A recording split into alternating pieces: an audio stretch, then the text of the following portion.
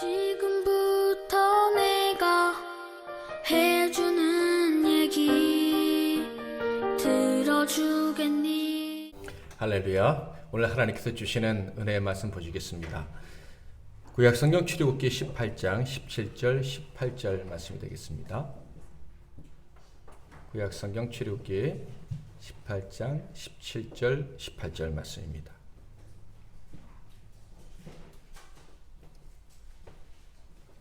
우리 다 같이 한 목소리로 읽겠습니다. 영상을 참조하실 분들은 참조하십시오. 시작. 모세의 장 내가 하는 것이 옳지 못하도다. 또한 꾀한 이 백성이 필경 기력이 쇠하리니 일이 내게 너무 중함이라 내가 혼자 할 수 없으리라. 아멘. 제가 다시 한번 봉독해 드리겠습니다. 모세의 장인이 그에게 이르되 내가 하는 것이 옳지 못하도다. 너와 또 너와 함께한 이 백성이 필경 기력이 쇠하리니 이 일이 내게 너무 중함이라 내가 혼자 할 수 없으리라. 아멘. 오늘은 짐을 나누라 라는 제목으로 하나님 말씀을 상고하겠습니다. 저는 어렸을 적부터 그 하나님을 경험하고 싶어서 신비한 경험을 하고 싶어서 애를 썼던 적이 있었는데요. 그래서 초등학교 때 방언 받겠다고 막 하늘산 기도원도 가고 그랬었어요. 산기도도 하고. 그런데 제가 참 감사한 것은 이 하나님을 경험하는 그 신비한 체험 중에서 어떤 경험을 했냐면 다른 거 안 하고 성경만 한번 읽어보자 했더니 그 성경을 읽을 때 하나님이 지혜를 주시는 그 놀라운 경험을 했어요. 그 성경만 읽다가 어느 순간 공부를 해야겠다 그 공부를 했는데 그때 그 성과가 정말 대단했어요. 그래서 이 성경 자체가 이 가지고 있는 힘이 너무 대단하다 하는 그런 경험을 했었는데 지금 생각해 보면 그 경험이 제게 참 복된 경험이다라는 생각이 듭니다. 구체적으로 어떤 것인지 궁금하신 분은 개인적으로 오시면 제가 가르쳐 드리도록 하겠습니다. 이 구원의 진리를 모르는 사람, 하나님을 인격적으로 만나지 못한 사람이라 할지라도 성경을 귀하게 여기고 읽으면요 지혜를 얻습니다. 그 대표적인 예가 유대인들이 아닌가 하는 생각을 해보는데요. 이 사람들은 어려서부터 세상 교육에 비해서 성경 교육을 더 강조했습니다. 그러니까 적어도 50대 50, 그 정도는 되었다. 그러니까 성경 교육을 하고 그 다음에 세상 교육을 하니 50대 50이라고 해도 성경 교육의 비중이 훨씬 높다는 것을 알 수가 있어요. 아마 자식 교육에 아주 온 힘을 다하는 한국 부모들이 보면은 놀랄 거예요. 어떻게 그렇게 자식 교육시켜서 애들 성공시킬 수 있겠느냐 막 그렇게 생각을 할 거예요. 그럼에도 불구하고 유대인들이 지금 어떤 정도의 지위가 있습니까? 유대인들에 대한 이야기를 들으면 참 이 사람들 이기적이구나, 복수심이 강하구나, 그리고 탐욕적이구나. 이스라엘 사람들이 옛날에 전쟁 때 제일 좋아했던 물건이 다이아몬드라 그러죠. 왜냐하면 작고 주머니에 탁 넣으면 언제든지 도망가기 좋으니까. 그런 식으로 재산을 증식시켜서 아주 세계적인 부자, 세상이 오늘날의 경제를 휘어잡고 있는데 참 어떻게 보면 참 바람직한 모습을 전혀 보이지 못하는 민족이 이스라엘이라고 해도 과언이 아니에요. 지금도 중동의 화약고 역할을 감당하고 있고요. 그럼에도 불구하고 전 세계 사람들은 함부로 건드리지 못하죠. 이 사람들은 탁월한 모습이 분명히 있어요. 왜 그럴까? 성경 전부가 아니고 일부만 그들은 공부를 하는 거예요. 모세오경. 그럼에도 불구하고 이 사람들은 어렸을 때부터 자녀들에게 이 성경 공부를 얼마나 열심히 시키는지 몰라요. 저는 경험해 본 바로서 이건 정말 탁월한 방법이다라고 생각해요. 유대인들이 성경 전체를 모르고 복음은 몰라도 성경 자체를 귀하게 여긴다. 그것을 대대로 물려줌으로 그 백성들이 복을 받는 게 아닌가 하는 생각을 합니다. 그런데 여기에 더해서요. 정말 성령의 감동하신 가운데 성경을 제대로 이해하고 성경 말씀을 정말 진심으로 그냥 성경 자체만 살아가는 게 아니라 하나님을 만나는 통로인 줄 알고 살아간다면 얼마나 복을 받을까? 저는 그런 생각을 해봅니다. 저와 여러분은 하나님 말씀을 정말 사랑해야 될 줄 믿습니다. 사랑하시길 바라고 우리의 자녀들이 뭐 공부 못해도 괜찮아요. 성경은 정말 사랑하고 성경을 읽을 수 있도록 돕는 우리 부모님들이 되었으면 좋겠습니다. 그러면 우리가 기대하지도 못했던 복을 우리 자녀들이 받게 될 거예요. 출애굽기 말씀을 우리가 요새 묵상하고 있는데 저는 이런 생각을 해요. 주일 설교 말씀만 잘 들어도 하나님이 크신 은혜를 주실 것이다. 그런데 이 말씀을 들었을 뿐만 아니라 기억하고 이 말씀대로 살려고 정말 애쓴다면, 또다시 묵상하고 또 되새기고 살아간다면, 다른컨대 정말 탁월한 삶을 살 수 있지 않을까. 특별히 출애굽께서 주시는 건 뭐예요? 너희는 강한 민족이라는 거예요. 세상을 이길 수 있다는 거예요. 하나님 말씀을 정말 사랑하되 이 출애굽기 요새 나누니까 출애굽기 말씀을 깊이 묵상하고 살아간다면 이 세상에서 강한 족속으로 세상을 능히 이기는 사람으로 살 수 있을 것이다. 저는 그렇게 믿습니다. 저는 출애굽기를 강의하기 위해서 묵상하면서 참 기쁨을 많이 누리고 있는데요. 하나님 말씀을 묵상하면 묵상할수록 저는 하나님 말씀은 깊이를 알 수 없는 보석 광산 같다라고 생각이 들어요. 깊이 파고 들어가면 거기에 또 다른 보석이 있고 더 좋은 보석이 나오는 거예요. 지난주에도요, 이 출애굽기 말씀을 묵상하면서 참 많은 기쁨을 누렸는데 그 중에 하나가 모세의 가족 이야기예요. 철야 예배 때 잠깐 나눴었는데 참 모세의 가족 이야기, 예전에는 그렇게 중요하게 생각지 않고 소홀히 넘어갔던 부분인데 이번에 깊이 묵상하다 보니까 하나님 말씀은 정말 1.1핵도 버릴 것이 없구나. 정말 하나님 말씀은 너무 놀랍구나 하는 생각을 다시 하면서 참 기쁨을 누립니다.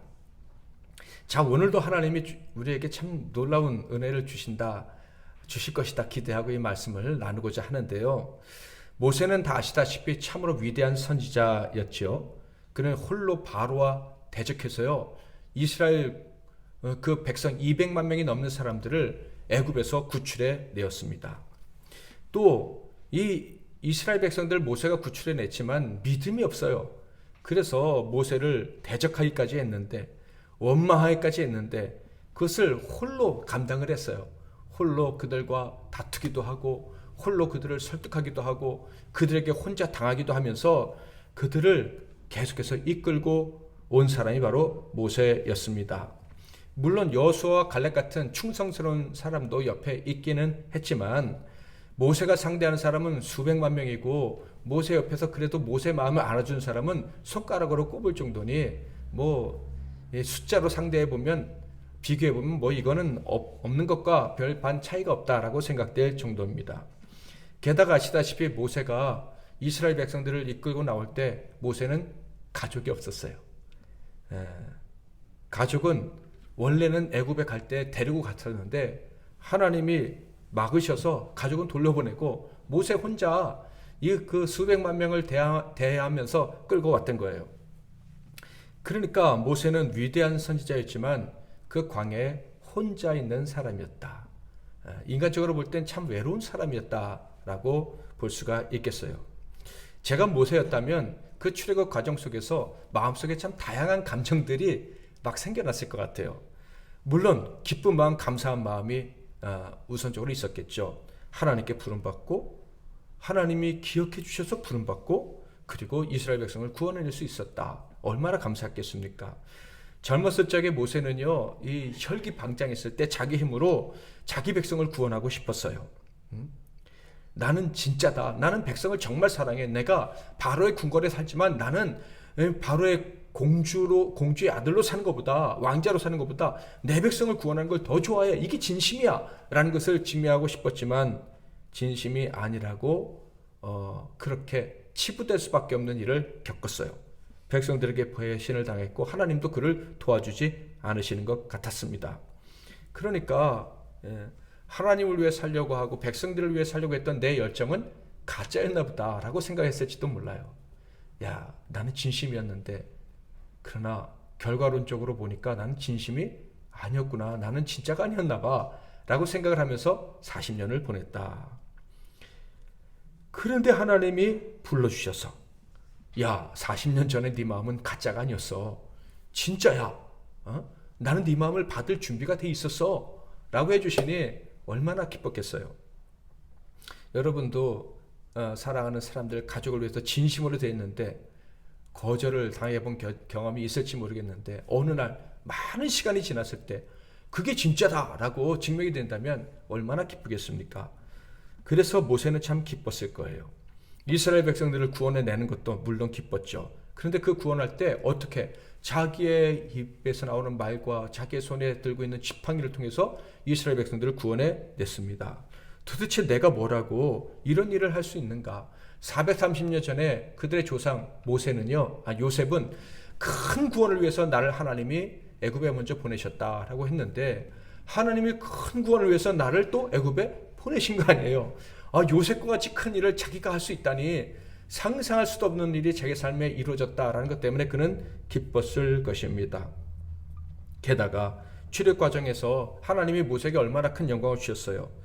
애굽의 군대에서 또 홍해에서 건져주시고 백성들의 배고픔 그리고 갈증을 다 건질 수 있게 해주셨고 아말렉과의 전쟁에서도 너끈 이길 수 있도록 도와주셨습니다.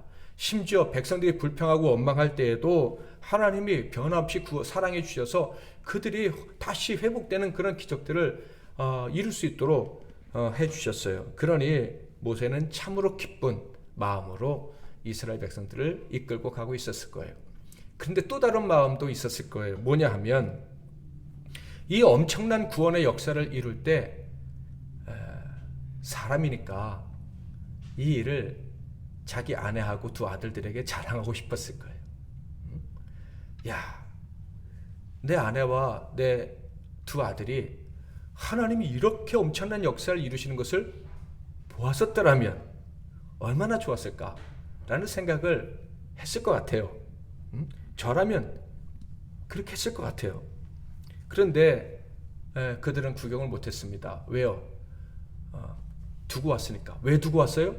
자기가 믿음으로 아들들에게 할례를 줬어야 됐는데 그걸 안 하는 실수 때문에 자기도 죽은 뻔하고 그래서 자식들도 미디안 광야 그 이방신을 섬기는 땅에 두고 왔어요. 그래서 그 하나님의 놀라운 구원의 역사의 현장에 그들은 함께하지 못했던 거예요. 그러니 얼마나 속상했을까. 마음 한편으로는 아쉬움이 컸을 것 같아요.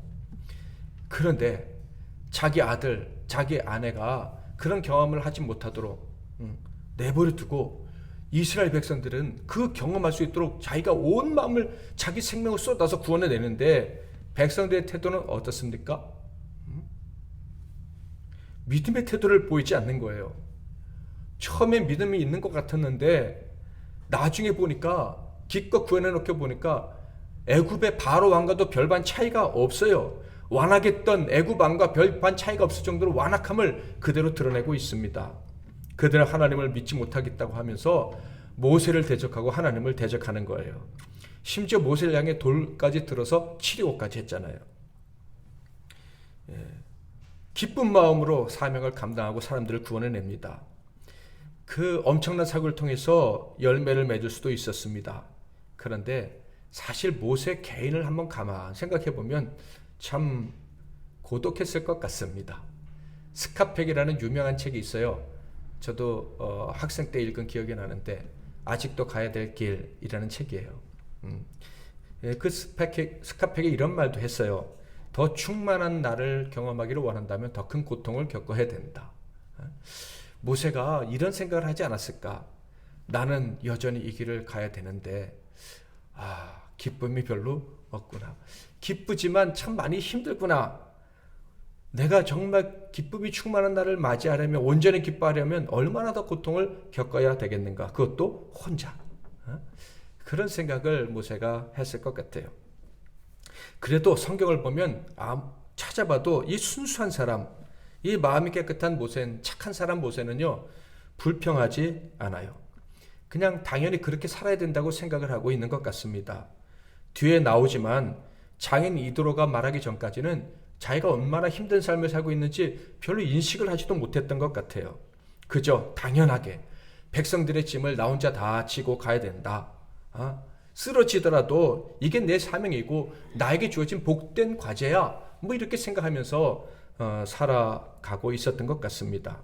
자, 여러분, 그런데 모세가 이렇게 혼자 충성된 마음으로 착한 마음으로 짐을 지려 했던 것을 하나님이 기뻐하셨을 것 같습니까?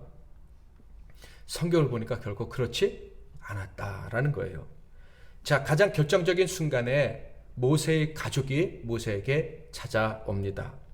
결정적인 순간이란 언제냐 하면 이제 내일부터 새벽부터 우리가 살펴보게 될 텐데 시내산에서 하나님을 온 백성들이 만나는 그 순간, 바로 그 직전에 이스라엘 모세의 가족이 모세에게 온 거예요.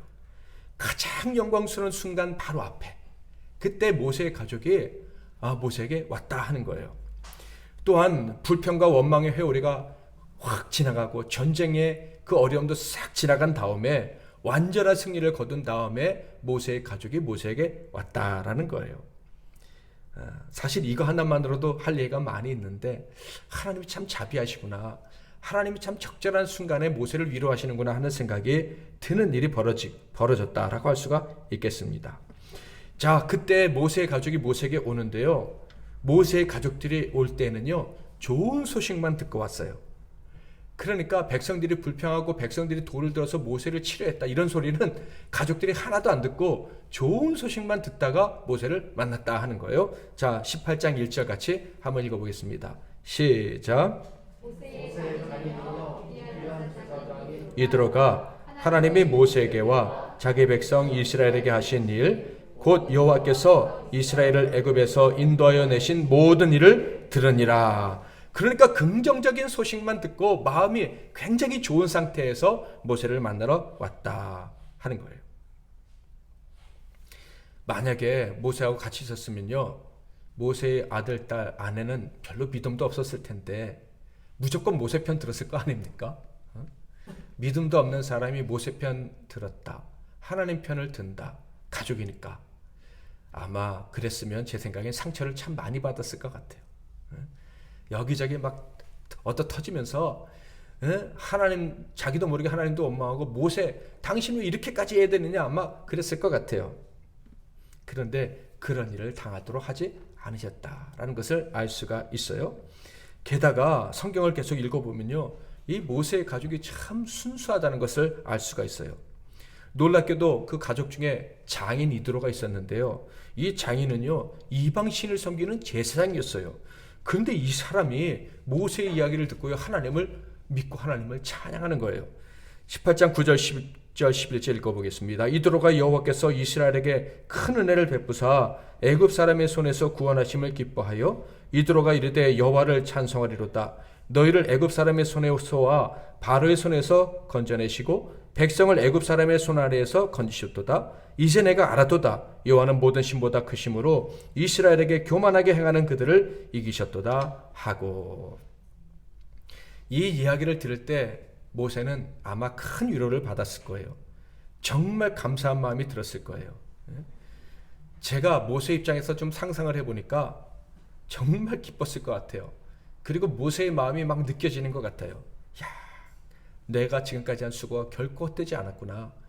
가족을 두고 와서 우리 가족들이 이 하나님의 놀라운 일을 경험하지 못한 것, 그것이 좀 아쉬웠는데, 야, 그렇지가 않구나. 하나님의 생각은 내 생각과 틀리구나. 내가 홀로 고난을 당했던 것이 내 가족에게는, 내 가족이 믿음으로 살기에는 더 유익한 것이었구나 하는 것을 느끼면서 감사했을 것 같습니다.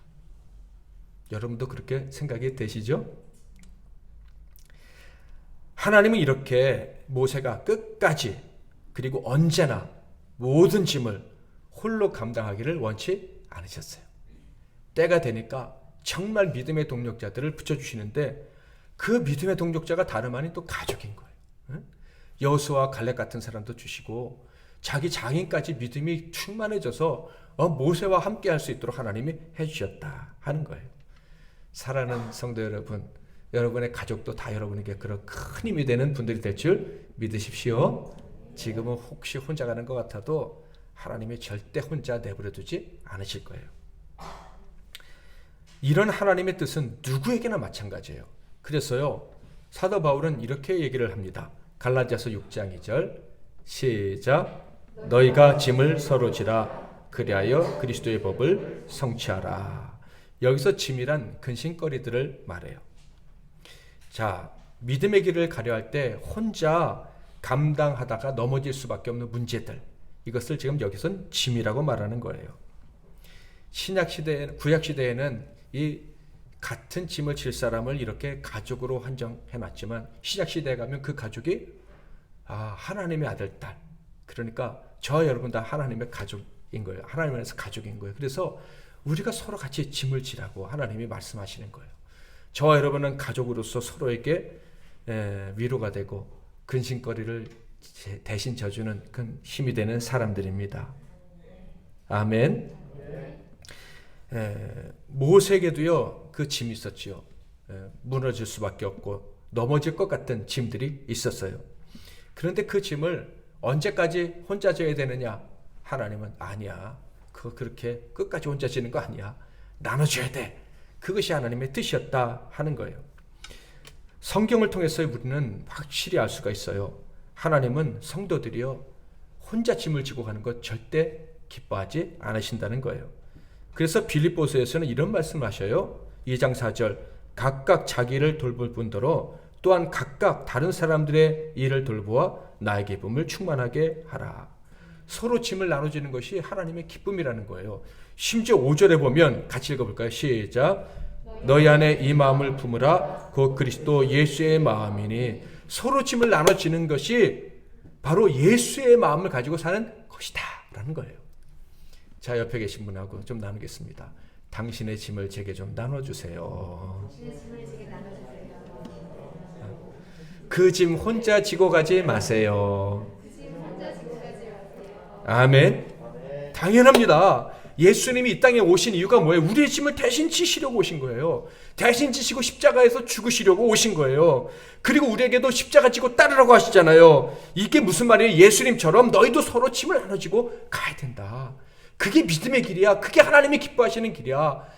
이것이 성경의 가르침이에요. 그러니까 저와 여러분은 절대 혼자 짐을 지고 가면 안 됩니다. 짐을 나눠지고 가야만 하는 거예요. 그런데 모세는요, 이 하나님 마음을 잘 알지 못했던 것 같습니다. 그의 가족이 왔을 때까지 그는 계속 짐을 혼자 지고 가고 있었고요. 나중에 보면 그때도 다시 이 짐을 혼자 지고 가야 되나 보다라고 생각했던 적이 있다는 것을 보게 됩니다. 조금 이따 말씀을 드릴 거예요. 그래서 하나님은요, 그가 마음을 나누고 어려움을 나누고 순수하게 진정으로 모세 편이 되어줄 사람이 있다는 것을 보여주신 거예요. 그의 가족을 보내주심으로.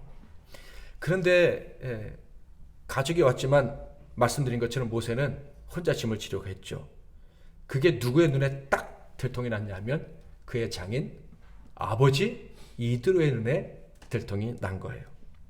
아마 다른 사람은 잘 몰랐을 거예요. 사랑하는 가족이니까, 아버지니까 그렇게 볼 수 있었던 것이죠. 안타깝게 모세의 모습을 본 거예요.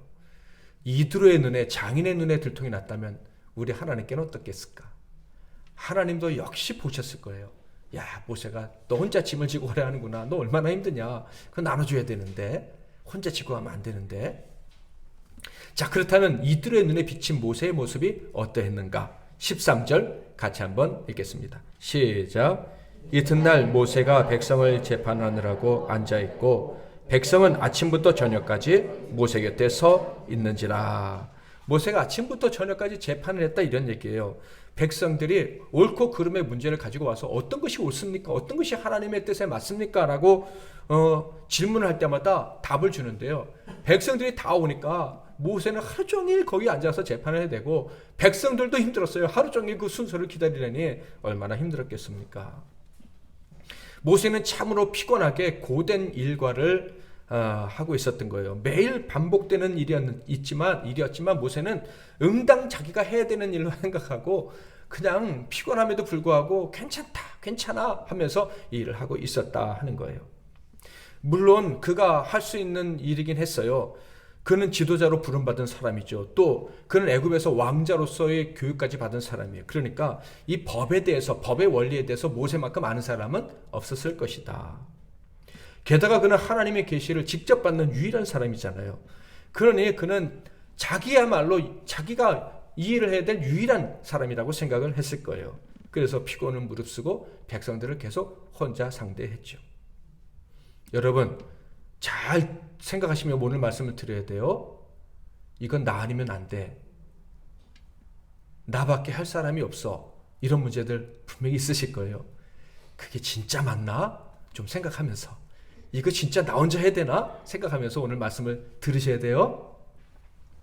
자, 모세는 당연히 나 혼자 이 일을 해야 된다고 생각을 했는데 이 모습을 사랑하는 가족, 그의 아버지의 눈에는 그렇게 보이지가 않았어요.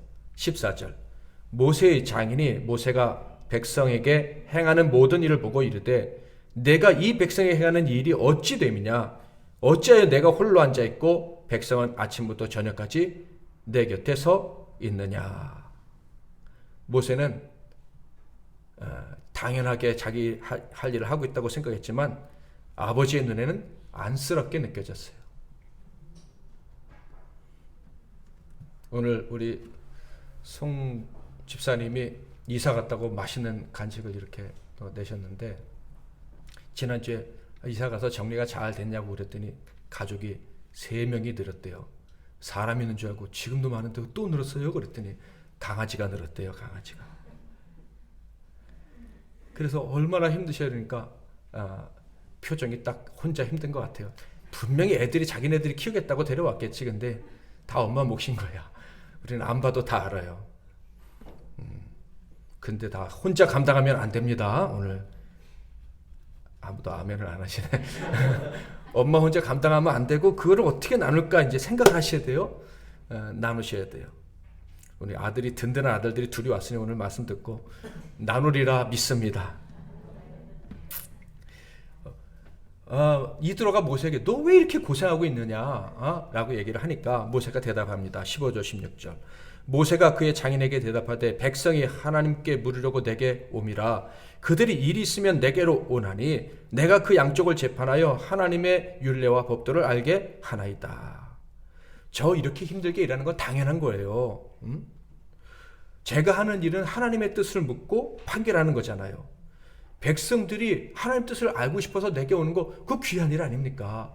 그러니까 하나님 뜻을 잘하는 제가 대답해 줘야죠. 저 힘들어도 이거 해야 돼요. 제가 이 정도 하는 건 당연한 거예요.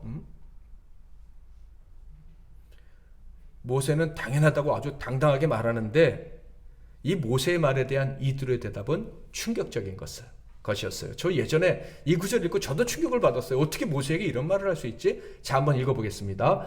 17절 시작. 모세의 장인이 그에게 내가 하는 것이 옳지 못하다. 틀렸다는 거예요. 잘못됐다는 거예요. 야, 이게 모세에게 할 수 있는 말입니까? 당시 모세는 왕은 아니었지만 실제로 왕과 같은 지위에 있는 사람이었습니다. 게다가 그는 하나님의 직접적인 계시를 받는 유일한 사람이고 그러니까 신적인 권위를 가지고 있는 사람이 모세였어요.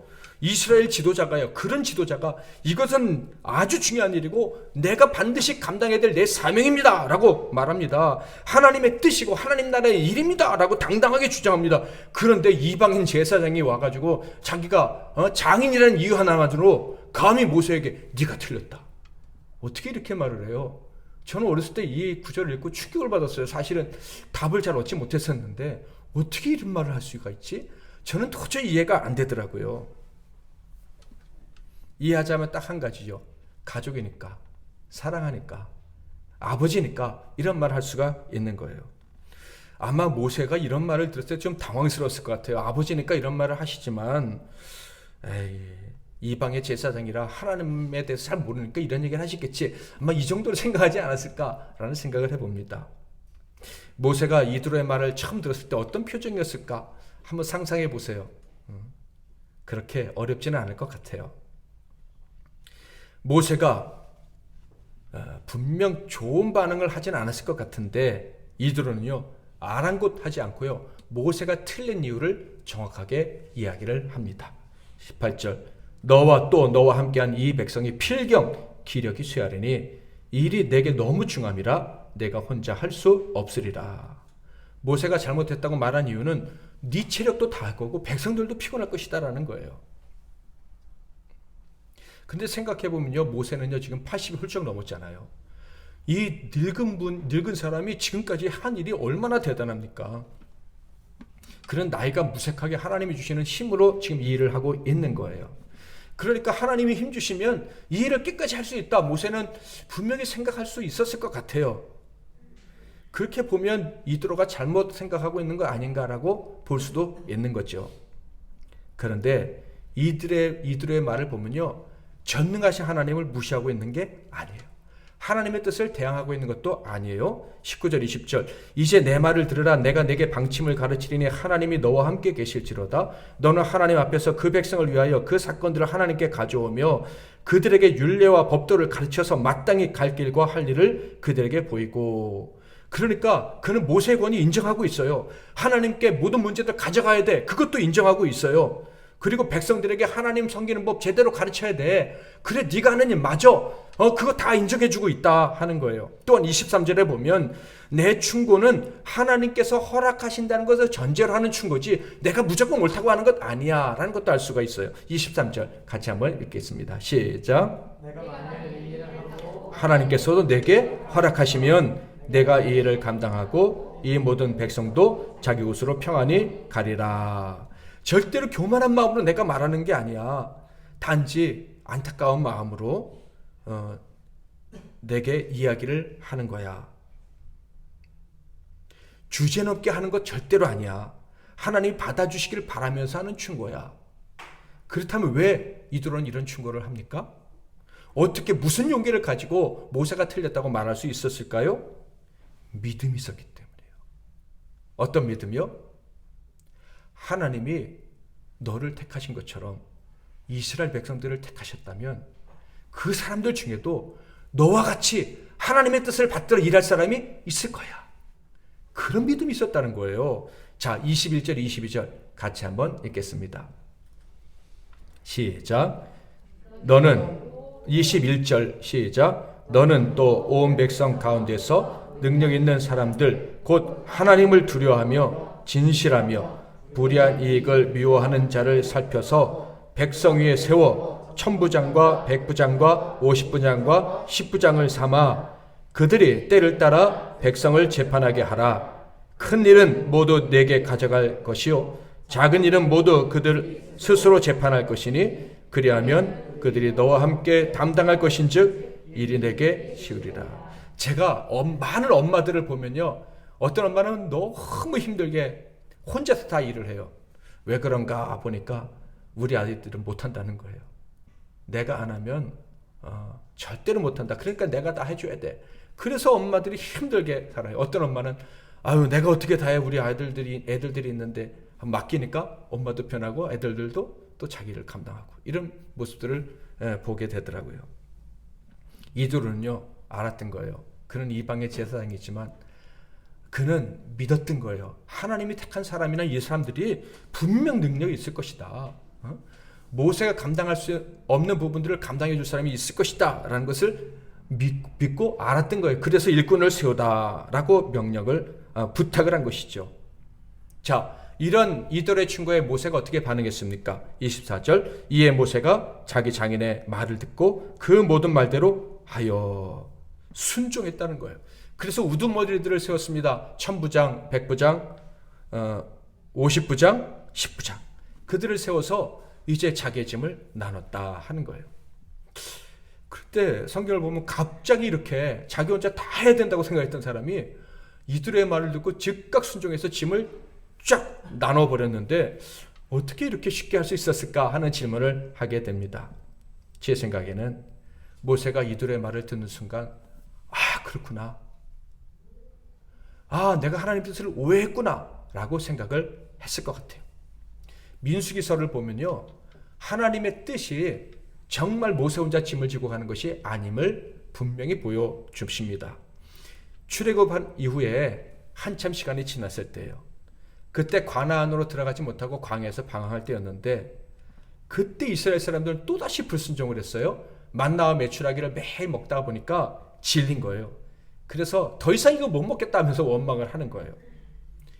그러자 모세가 아주 그때는 좀 질려버린 것 같아요. 짐을 나눠진다고 했지만 여전히 어느 순간이 되니까 또다시 짐을 모세 혼자 지고 있었던 거예요.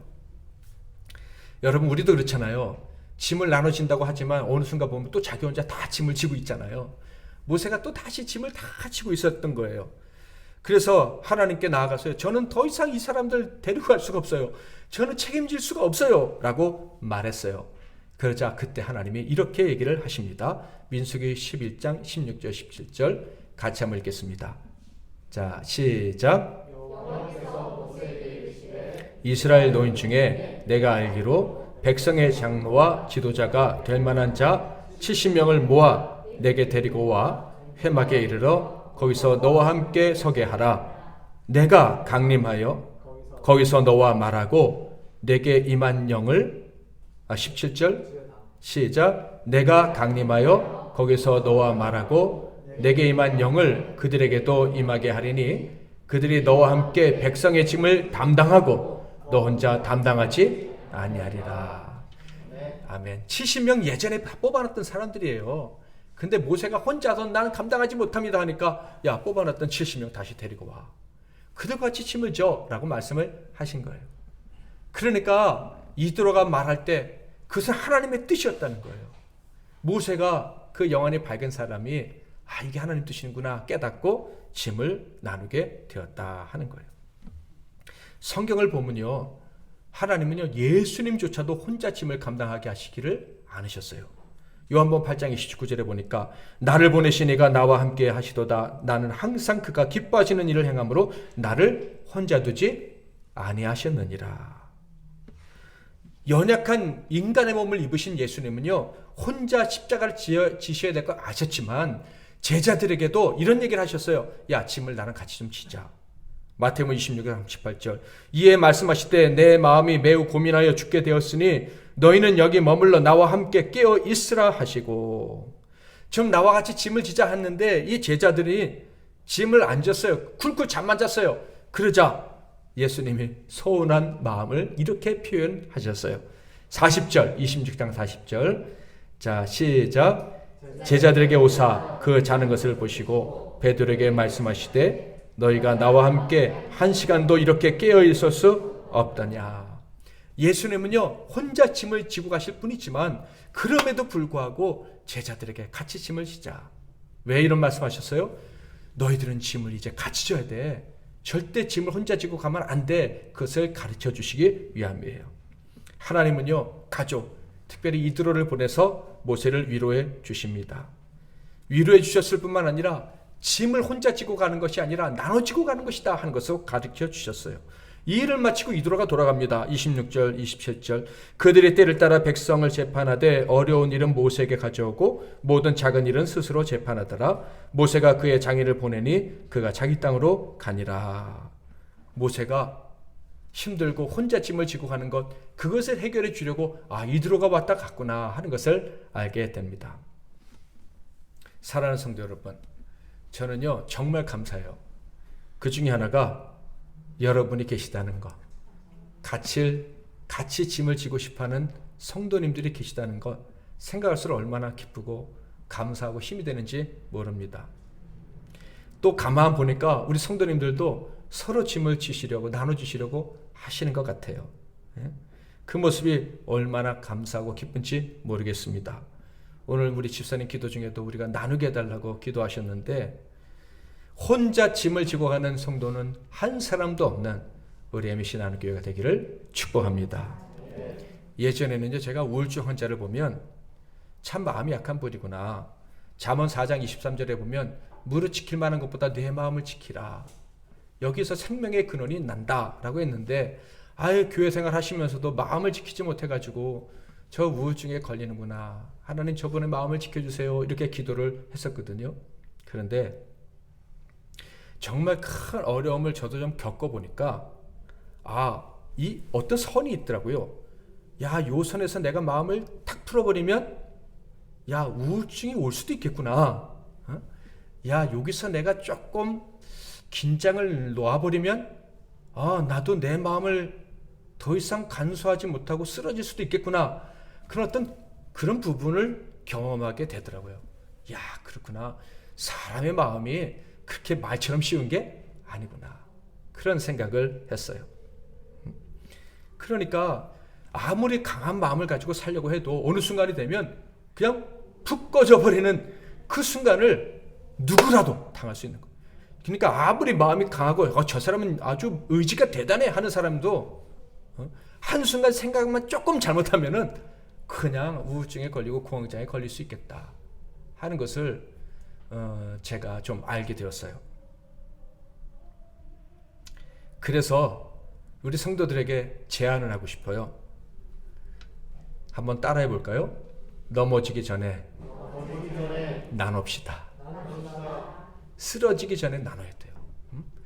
더 이상 견딜 수 없는 순간이 내게 찾아온다고 생각하면 그거 혼자 그냥 가지고 있지 말고 여기 가족이 있잖아요. 그렇죠? 용기를 내세요. 문을 열고 나가셔야 돼요.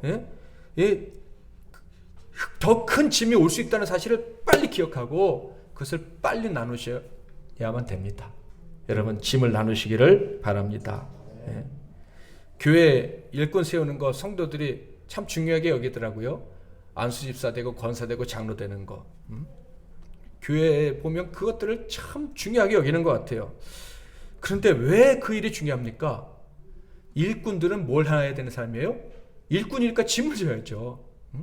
안지도 짐까지 나눠지기 위해서 일꾼이 되는 거예요. 목회자의 짐, 성도들의 짐 나눠줘야 되고요. 그리고 내 짐도 기꺼이 남에게 좀 성숙하게 내어놓고 같이 집시다, 같이 져주세요 할 수 있는 그런 사람이 일꾼이 되는 거예요. 중직이 되는 거예요. 그런데 실제로는 이 중직이 되면 자기 짐은 딱 내려놓고 그 짐을 다른 사람한테 뒤집어 씌우는 그런 사람들도 있는 것 같아요. 일꾼이 되면 내가 교회 대표가 됐다. 나는 특별한 권리를 가진 사람이다라고 착각을 하는 경향이 있는 것 같아요.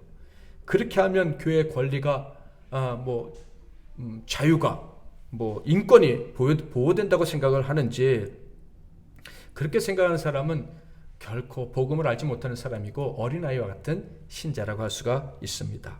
여러분 성도의 권리가 뭡니까? 예수님처럼 살게 되었다 그거 아니겠어요? 나눔의 삶, 다른 사람의 짐을 대신 질 수 있는 삶, 때로는 모세처럼 큰 고통과 고독을 겪더라도 다른 사람을 위해서 내 자신을 내어줄 수 있는 삶, 이것이 예수 믿는 사람들의 권리입니다. 저와 여러분은 그 권리를 회복해야만 하는 거예요.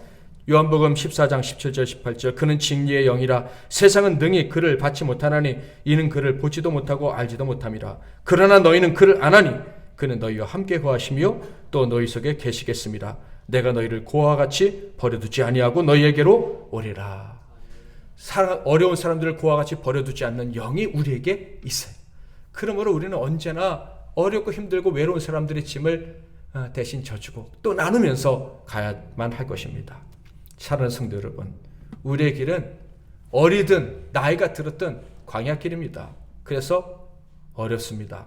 그렇지만 우리는 이 길에서 넉넉히 이길 방법들을 알고 있습니다. 많은 방법들이 있어요. 그런데 그 중에 아주 중요한 방법 하나가 있어요. 그것은 서로의 짐을 나눠지는 것입니다. 내 짐이니까 나 혼자 져야만 돼. 이런 생각은 그리스도인들의 생각이 아니에요. 하나님이 기뻐하시는 생각이 아니에요. 그것은 옳지 못한 거예요. 하나님이 좋아하시지 않는 거예요. 여러분에게는 어떤 짐이 있습니까?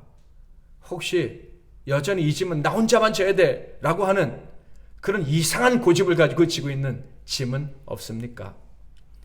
그 짐 때문에 건강이 상해서 쓰러질지도 모르는데 마음이 상해서 넘어질지도 모르는데 혼자 짐을 지고 가시는 분이 혹시 계시지는 않습니까? 짐을 나눌 수 있기를 바랍니다. 혹시 본인이 모른다면 우리 가족들이라도 알아봐 줘야 돼요. 아이고 저 집사님, 저 성도님 혼자 짐을 지고 가고 있구나. 저 아이가 혼자 짐을 지고 가려고 저렇게 애쓰고 있구나. 본인이 근데 혼자 짐을 지고 가다가 쓰러지는데 본인은 모르는구나 하는 것을 발견하신다면은 여러분 가서 도와주시기를 바랍니다. 여러분 짐을 나누는 것도 용기예요. 용기 있게 그 짐을 나누고 독방에서 나와서 함께 힘을 내어서 끝까지 같이 갈 수 있기를 주님의 이름으로 축원을 드립니다. 이것이 예수님 안에서 한 가족된 이유입니다. 자, 여러분 옆에 계신 가족들 한번 보면서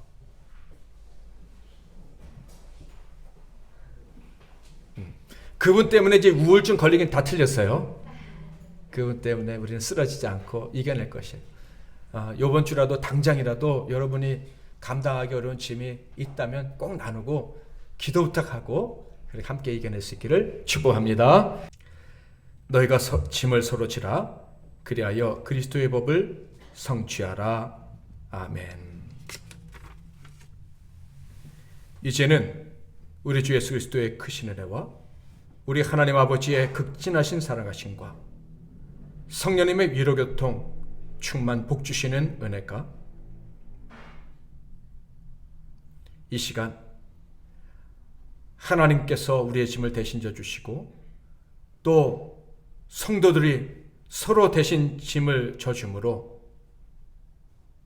무거운 짐을 지고 가야 되는 인생길이 점점 더 가벼워지고 행복해질 줄 믿고 머리를 숙인 모든 종들 한 분 한 분 위에와 오늘 이렇게 주의 몸된 교회에 처음 나와 예배함으로 하나님과 우리 모두에게 큰 기쁨이 된 진욱 형제 예은이 위에 그리고 5월달 6월달 생일을 맞아 하나님께 감사하며 앞으로 점점 더 복된 생일을 맞이하게 될 안성희 집사님, 송보영 집사님, 진욱 학생과 구민경 집사님, 박은서 청년 위에